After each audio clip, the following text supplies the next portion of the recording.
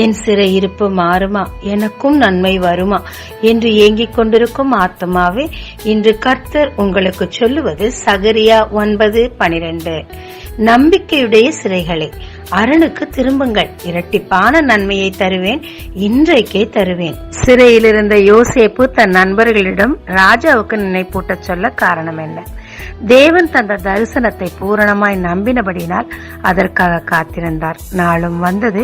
தேவன் சிறையிலிருந்து விடுவித்து உயர்ந்த ஸ்தானத்தையும் இழந்த சகோதரர்களையும் இரட்டிப்பு மடங்கான நன்மையாய் தேவன் தந்தார். ஆவி, ஆத்மா, சரீரம், தொழில், ஊழியம் எல்லாவற்றிலும் ஒரு சிறையிருப்பு, ஒரு வறட்சி காணப்படுதா? கவலைப்படாதீங்க.